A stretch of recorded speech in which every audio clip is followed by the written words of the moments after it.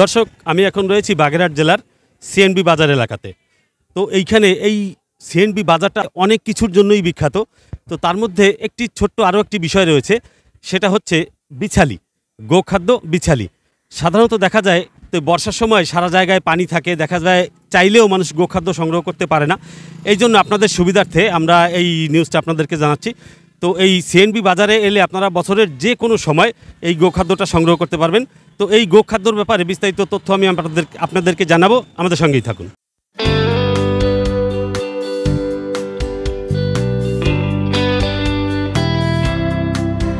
দর্শক, এই গোখাদ্য যিনি সংগ্রহ করেন এবং বিক্রি করেন সিএনবি বাজারে, এমন একজনের সঙ্গেই আমি কথা বলবো। ভাই, আপনার নাম? কার্তিক হালদার। আচ্ছা, তো আপনি এগুলো সাধারণত কোথা থেকে সংগ্রহ করেন? এটা আসে যশোর থেকে আসে, মাগুরার থেকে আসে, তারপর রাজশাহী থেকে আসে, নওগাঁ থেকে আসে, বিভিন্ন জায়গার থেকে আসে, বিভিন্ন জেলার থেকে আসে। আচ্ছা, বিভিন্ন জেলা থেকে আসে আবার বিভিন্ন জেলায় চলে যায়? বিভিন্ন জেলায় ঠিক যায় না, আমাদের এই দিক বাগেরহাট জেলা ধরে সব জায়গায় যায়। আচ্ছা, তো এই মানে এটা কি সারা বছরই পাওয়া যায়? বর্ষার সময় কোনো সমস্যা হয় কিনা? 12 মাসই পাওয়া যায় জায়গায়।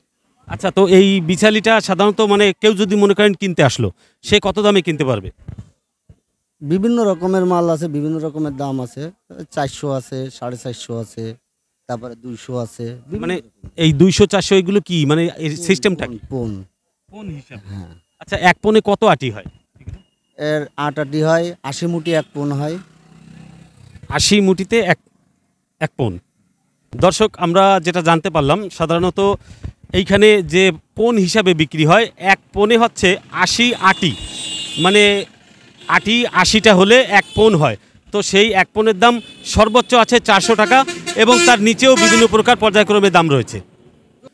দর্শক, আমি আরও একজন বিক্রেতার সঙ্গে কথা বলবো। দাদা, আপনি এগুলো কোথা থেকে সংগ্রহ করেন? আমরা এগুলো নওগাঁ থেকে আনি, নড়াল থেকে আনি, যশোর থেকে আনি, সাতক্ষীরা থেকে আনি, দেশের বিভিন্ন জায়গা থেকে আনি। এটা কি সারা বছরই আসে? হ্যাঁ, আমাদের সারা বছরই আছে। আচ্ছা, তো এইখান থেকে বিক্রি করেন সাধারণত কোন এলাকা? পাবলিকের কাছে, এই এলাকার পাবলিকই এটি নিয়ে যায়, হয়তো অনেক দূর দিয়ে অনেক সময় এটি নিয়ে যায়। আচ্ছা, তো আপনারা মানে এই আটিগুলো মানে ওইখান থেকে দাম কিনে? হ্যাঁ, আমরা ব্যাপারী আছে, আমরা ওদের কাছ থেকে পাইকারি এ জায়গায় নামায়, যেমন এই গত রাত্রি এই মালটা দিয়ে গেছে। মানে আপনারা কি যেয়ে নিয়ে আসেন নাকি কেউ দিয়ে যান? আমরা যাই না, আমরা ফোনের মাধ্যমে কিনি। আচ্ছা, এর ভালো মৌসুমটা কখন, যে সময় সবচাইতে দাম কম থাকে? সবচেয়ে কম ধরেন আরও 15 দিন, 1 মাস পরে। আর সবচাইতে দাম বেশি থাকে কখন? ওইটা থাকে আপনার ভাদ্র আশ্বিন মাসে।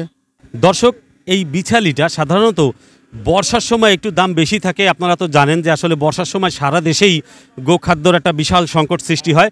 তো সেই সময়েও এইখানে গোখাদ্য অবশ্যই পাওয়া যায়। তো সেই সময় একটু দাম বেশি থাকে।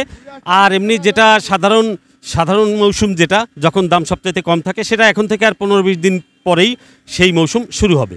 সবচাইতে যে বিষয়টি আর কি চমৎকার লেগেছে, সেটা হচ্ছে যে গোখাদ্যর যতই সেই অভাব থাকুক আর যাই থাকুক, এই বাজারে সবসময়ই পাওয়া যায়।